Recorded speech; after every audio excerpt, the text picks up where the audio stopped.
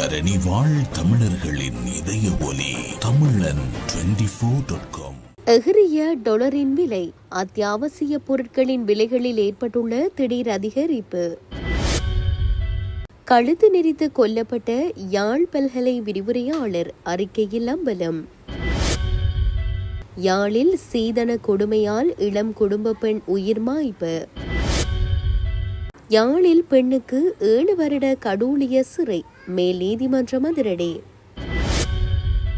உயிர்த்த ஞாயிறு தாக்குதலின் பின்னணியில் ஜேவிபி அம்பலப்படுத்திய நாமல். விஜயின் தமிழ்நாடு அமைச்சரவையில் மேலும் 23 பேர் வெளியான பட்டியல். சுவிஸ் ஆஃப்ரிங்கன் நகரத்தில் குறைந்த விலையில் சிறந்த தரத்தில் உங்கள் வீட்டு தேவைகளுக்கான யாவும் ஒரே இடத்தில். Little Asia. இங்கே தாயகத்தில் இருந்து தரமான மரக்கறி, ஃப்ரெஷ்ஷான இறைச்சி, சுவையான மீன் வகைகள் மற்றும் ஆசிய, ஆப்பிரிக்க, தாய்லாந்தில் இருந்து இறக்குமதி செய்யப்பட்ட பலசரக்கு பொருட்கள் அனைத்தும் ஒரே கூரையின் கீழ். உங்கள் ஷாப்பிங்கை இனிமையாக்க 200க்கும் மேற்பட்ட கார் பார்க்கிங் வசதி. மேலும் ஹைவேயில் இருந்து வரும் 700 மீட்டர் தூரத்தில் மிக பிரம்மாண்டமான லிட்டில் ஏசியா எக்ஸோட்டிக் ஃபுட். இன்னும் என்ன யோசிக்கிறீங்க? இப்பவே வாங்க, கையோட அள்ளிட்டு போங்க. Little Asia exotic food, park வெக் 2, 4665 ஆஃப்ட்ரிங்கன். தொடர்புகளுக்கு 0627 981111. தொடர்பென விரிவான செய்திகள். இறக்குமதி செய்யப்படும் அத்தியாவசிய உணவுப் பொருட்களின் விலைகள் கடந்த 10 நாட்களுக்குள் சடுதியாக அதிகரித்துள்ளதாக அத்தியாவசிய உணவுப் பொருட்கள் இறக்குமதியாளர்கள் மற்றும் வர்த்தகர்களின் சங்கம் தெரிவித்துள்ளது. டொலரின் மதிப்பு உயர்வால் ஏனைய அத்தியாவசிய பொருட்களின் மொத்த விலைகளும் கடந்த 10 நாட்களுக்குள் கணிசமாக உயர்ந்துள்ளதாக இறக்குமதியாளர்கள் சங்கம் சுட்டிக்காட்டியுள்ளது. அந்த வகையில் 1 கிலோகிராம் பருப்பின் விலை 225 ரூபாயிலிருந்து 245 ரூபாய் வரை அதிகரித்துள்ளது. 1 கிலோகிராம் உருளைக்கிழங்கின் மொத்த விலை 145 ரூபாயிலிருந்து 160 ரூபாவாக பதிவாகியுள்ளது. 10 நாட்களுக்கு முன்னர் 150 ரூபாவிற்கு விற்பனை செய்யப்பட்ட 1 கிலோகிராம் பெரிய வெங்காயம் இன்று 200 ரூபாவை நெருங்கியுள்ளது.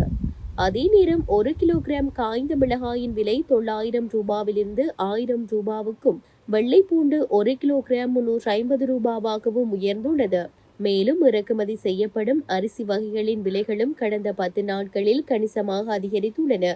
அதன்படி 225 ரூபாவிற்கு விற்பனை செய்யப்பட்ட 1 கிலோகிராம் பொன்னி அரிசியின் மொத்த விலை 245 ரூபாவாகவும், 240 ரூபாவாக இருந்த வெள்ளை பொன்னி அரிசி 1 கிலோகிராமின் மொத்த விலை இன்று 265 ரூபாவாகவும் பதிவாகியுள்ளதாக அத்தியாவசிய உணவுப் பொருட்கள் இறக்குமதியாளர்கள் மற்றும் வர்த்தகர்களின் சங்கம் மேலும் தெரிவித்துள்ளது.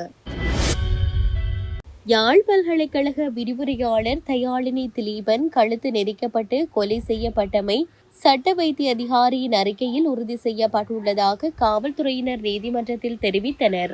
குறித்த வழக்கின் மரண விசாரணை யாழ்ப்பாணம் நீதவான் நீதிமன்றத்தில் நீதவான் எஸ் லெனின்குமார் முன்னிலையில் நேற்று நடைபெற்றது. மரண விசாரணையின் போது விரிவுரையாளரின் மகனும் காவல்துறையினரும் சாட்சியம் வழங்கினர். இதன்போது சாட்சியம் அளித்த காவல்துறையினர் உயிரிழந்த விரிவுரையாளரின் இறப்பிற்கு காரணம் கழுத்து நெரிக்கப்பட்டு கொல்லப்பட்டமையே என சட்ட வைத்திய அதிகாரியின் அறிக்கையில் கூறப்பட்டுள்ளதாக தெரிவித்ததுடன் விளக்கமறியலில் வைக்கப்பட்டுள்ள இருவர் மீதும் சந்தேகம் உள்ளதாக தெரிவித்தனர். இருவரது மரண விசாரணைகளுக்கு பின்னர் வழக்கை எதிர்வரும் ஜூன் மாதம் 3ஆம் தேதிக்கு திகதியிட்ட நீதவான் கைது செய்யப்பட்ட விளக்கமறியலில் உள்ள சிரேஷ்ட விரிவுரையாளரின் மருமகன் மற்றும் மகள் ஆகியோரின் விளக்கமறியல் காலத்தை அன்றைய தினம் வரை நீடித்து உத்தரவிட்டார். வழக்கு விசாரணைகளின் போது பாதிக்கப்பட்டவர்கள் சார்பில் ஜனாதிபதி சட்டத்தரணி எம். ஏ. சுமந்திரனின் வழிகாட்டலில் சட்டத்தரணி பெனிஸ்லஸ் துஷானும், முதலாவது சந்தேக நபரான விரிவுரையாளரின் மருமகன் சார்பில் ஷர்மினி விக்னேஸ்வரனும், இரண்டாவது சந்தேக நபராக பெயர் குறிப்பிடப்பட்ட சிரேஷ்ட விரிவுரையாளரின் மகள் சார்பில் சட்டத்தரணி சமந்த அத்து கோரளவின் வழிகாட்டலில் மற்றொரு சட்டத்தரணியும் முன்னிலையாகினர். சீதன கொடுமையால் இளம் குடும்ப பெண்ணொருவர் தவறான முடிவெடுத்து உயிர் மாய்த்துள்ளார். யாழ்ப்பாணம் நாவாந்துறையை சேர்ந்த ஜெயச்சந்திரன் ஜென்சி என்பவரே இவ்வாறு தவறான முடிவெடுத்து உயிர் மாய்த்துள்ளார். இதுகுறித்து மேலும் தெரிய வருகையில், குறித்த பெண் 2 வருடங்களாக காதலித்து 4 மாதங்களுக்கு முன்னர் அவரை திருமணம் செய்துள்ளார். இருப்பினும் குறித்த பெண்ணின் கணவனது தாயார் அவரை ஏற்கவில்லை. பின்னர் 25 பவுன் தங்க நகையும் வீடும் சீதனமாக கேட்டு நச்சரித்துள்ளார். குறித்த பெண்ணின் குடும்பம் பொருளாதார ரீதியாக நலிவுற்ற குடும்பம் என்பதால் அதனை வழங்க முடியவில்லை. பின்னர் தனது மகனை வெளிநாட்டிற்கு அனுப்புவதற்கு அந்த பெண் தனது கணவனை வெளிநாட்டிற்கு செல்ல வேண்டாம் என கூறியுள்ளார். தனது தாயார் கேட்ட சீதனம் தராவிட்டால் தான் வெளிநாட்டுக்கு போவதாக அந்த பெண்ணின் கணவரும் கூறியுள்ளார். இதனால் மனவிரக்தியில் அந்த பெண் நேற்று காலை தவறான முடிவெடுத்து உயிர் மாய்த்துள்ளார். அவரது சடலம் மீதான மரண விசாரணைகளை திடீர் மரண விசாரணை அதிகாரி நமசிவாயம் பிரேம்குமார் மேற்கொண்டார். யாழில் ஹெரோயினுடன் போதைப்பொருளுடன் கைதான பெண்ணுக்கு 7 வருட கடூழிய சிறை தண்டனை விதிக்கப்பட்டுள்ளது. யாழ்ப்பாண மேல் நீதிமன்ற நீதிபதி ஜூபு அலெக்ஸ்ராஜா இன்று இந்த தீர்ப்பை வழங்கியுள்ளார்.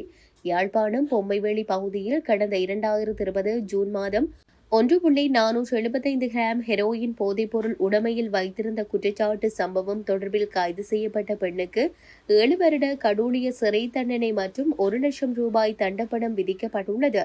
வழக்கு தொடர்னர் தரப்பில் சட்டமா அதிபர் சார்பில் முன்னிலையாக இருந்த அரசு சட்டவாதி ஆறுமுகம் தனுஷன் அதிகரித்து வரும் போதைப்பொருள் தொடர்பான குற்றங்கள் மற்றும் உயர்நீதிமன்ற வழக்குகளை மேற்கோள் காட்டி போதைப்பொருள் குற்றவாளிகளுக்கு அதிஉச்ச தண்டனை வழங்க வேண்டும் என சமர்ப்பணங்களை மேற்கொண்டிருந்த நிலையில் இந்த தண்டனை வழங்கப்பட்டுள்ளது.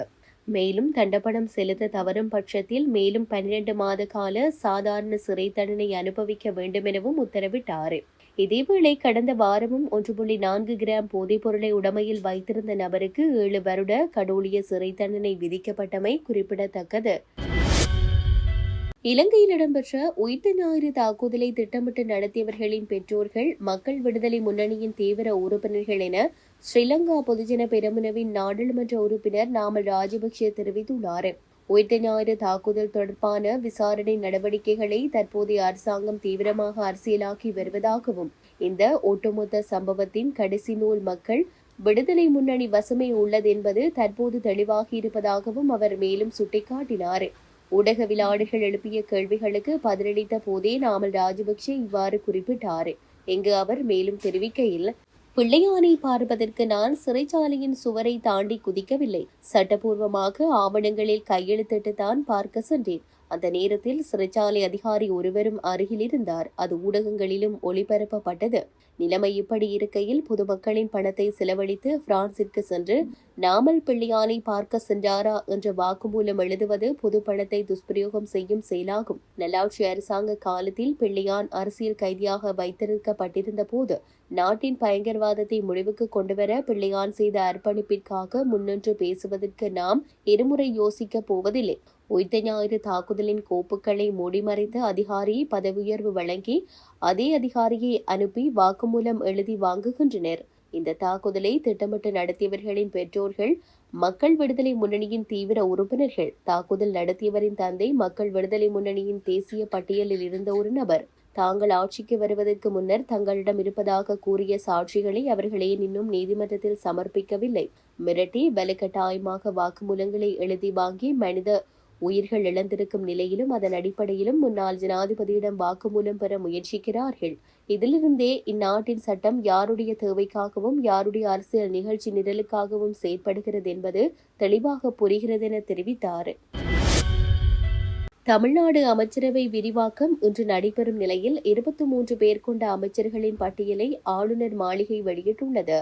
தமிழ்நாட்டு சட்டப்பேரவை தேர்தலில் 108 தொகுதிகளில் வெற்றி பெற்ற தமிழக வெற்றிக் கழகம், காங்கிரஸ், இடதுசாரிகள், விடுதலை சிறுத்தைகள் கட்சி, IUML உள்ளிட்ட கட்சிகளின் ஆதரவுடன் ஆட்சி அமைத்தது. மே 10ஆம் தேதி தமிழ்நாட்டின் முதல்வராக ஜோசப் C. விஜய் மற்றும் 9 அமைச்சர்கள் பதவியேற்றுக் கொண்டனர். இதனிடையே தமிழக வெற்றிக் கழக கூட்டணி அரசின் அமைச்சரவை விரிவாக்கம் இன்று நடைபெறும் என்று அறிவிக்கப்பட்டிருந்தது. இந்த நிலையில் புதிதாக பதவியேற்கவுள்ள 23 அமைச்சர்களின் பட்டியலை தமிழ்நாடு ஆளுநர் மாளிகை வெளியிட்டுள்ளது.